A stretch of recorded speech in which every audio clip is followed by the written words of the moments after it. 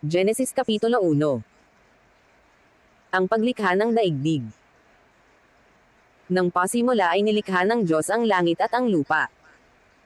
At ang lupa ay walang anyo at walang laman, at ang kadiliman ay sama sa ibabaw ng kalaliman, at ang Espiritu ng Diyos ay sama sa ibabaw ng tubig. At sinabi ng Diyos magkaroon ng liwanag, at nagkaroon ng liwanag. At nakita ng Diyos ang liwanag na mabuti, at inihiwalay ng Diyos ang liwanag sa kadiliman. At tinawag ng Diyos ang liwanag na araw, at tinawag niya ang kadiliman na gabi, at nagkahapon at nagkaumaga ang unang araw. At sinabi ng Diyos, magkaroon ng isang kalawakan sa gitna ng tubig, at mahiwalay ang tubig sa kapwa tubig. At ginawa ng Diyos ang kalawakan, at inihiwalay ang tubig na nasa ilalim ng kalawakan, sa tubig na nasa itaas ng kalawakan, at nagkagayon. At tinawag ng Diyos ang kalawakan na langit, at nagkahapon at nagkaumaga ang ikalawang araw. At sinabi ng Diyos, mapisan ang tubig na nasa silong ng langit sa isang dako, at lumitaw ang katuyuan, at nagkagayon. At tinawag ng Diyos ang katuyuan na lupa, at ang kapisanan ng tubig ay tinawag niyang mga dagat, at nakita ng Diyos na mabuti. At sinabi ng Diyos, sibulan ang lupa ng damo, pananim na nagkakabinhi, at punong kahoy na namumunga ayon sa kanyang pagkakahoy, na taglay ang kanyang binhi sa ibabaw ng lupa, at nagkagayon.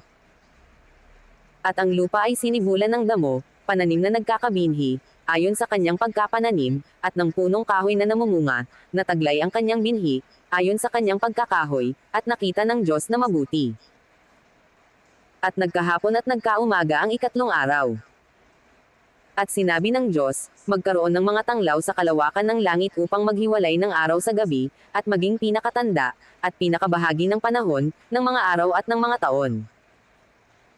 At maging pinakatanglaw sa kalawakan ng langit, upang tumanglo sa ibabaw ng lupa, at nagkagayon. At nilikha ng Diyos ang dalawang malaking tanglaw, ang malaking tanglaw ay upang magpuno sa araw, at ang maliit na tanglaw ay upang magpuno sa gabi, nilikha rin niya ang mga bituin. At mga inilagay ng Diyos sa kalawakan ng langit, upang tumanglo sa ibabaw ng lupa. At upang magpuno sa araw at sa gabi, at upang maghiwalay ng liwanag sa kadiliman, at nakita ng Diyos na mabuti. At nagkahapon at nagkaumaga ang ikaapat na araw. At sinabi ng Diyos, bakalan ng sagana ang tubig ng mga gumagalaw na kinapal na may buhay, at magsilipad ang mga ibon sa itaas ng lupa sa luwal na kalawakan ng himpapawid. At nilikha ng Diyos ang malalaking hayop sa dagat, at ang bawat may buhay na kinapal na gumagalaw, na ibinukal na sagana ng tubig, ayon sa kanikanyang uri at ang lahat na may pakpak na ibon, ayon sa kanikanyang uri, at nakita ng Diyos na mabuti. At mga binasbasa ng Diyos, na sinabi, kayo'y magpalaanakin, at magpakarami, at inyong punuin ang tubig sa mga dagat, at magpakarami ang mga ibon sa lupa. At nagkahapon at nagkaumaga ang ikalimang araw. At sinabi ng Diyos, bakalan ang lupa ng mga may buhay na kinapal, ayon sa kanikanyang uri ng hayop at ng mga kinapal na umuusad, at ng mga ganid sa lupa, ayon sa kanikanyang uri, at nagkagayon. At nilikha ng Diyos ang ganid sa lupa ayon sa kanyang uri, at ang hayop ayon sa kanyang uri, at ang bawat umuusad sa ibabaw ng lupa ayon sa kanikanyang uri, at nakita ng Diyos na mabuti. At sinabi ng Diyos, lalangin natin ang tao sa ating larawan, ayon sa ating wangis, at magkaroon sila ng kapangyarihan sa mga isda sa dagat, at sa mga ibon sa himpapawid, at sa mga hayop, at sa buong lupa, at sa bawat umuusad, na nagsisyusad sa ibabaw ng lupa. At nilalang ng Diyos ang tao ayon sa kanyang sariling larawan, ayon sa larawan ng Diyos siya nilalang niya sila na lalaki at babae.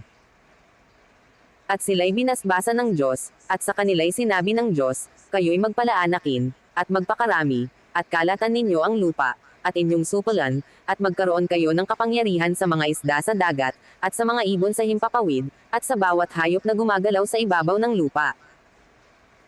At sinabi ng Diyos, narito, ibinigay ko sa inyo ang bawat pananim na nagkakabinhi, na nasa ibabaw ng balat ng lupa, at ang bawat punong kahoy na may bunga ng punong kahoy na nagkakabinhi, sa inyo'y magiging pagkain. At sa bawat hayop sa lupa, at sa bawat ibon sa himpapawid, at sa bawat nagsisyusad sa ibabaw ng lupa na may buhay ay ibinigay ko ang lahat na pananim na sariwa na pinakapagkain, at nagkagayon. At nakita ng Diyos ang lahat ng kanyang nilikha, at, narito, napakabuti, at nagkahapon at nagkaumaga ang ika-6 na araw.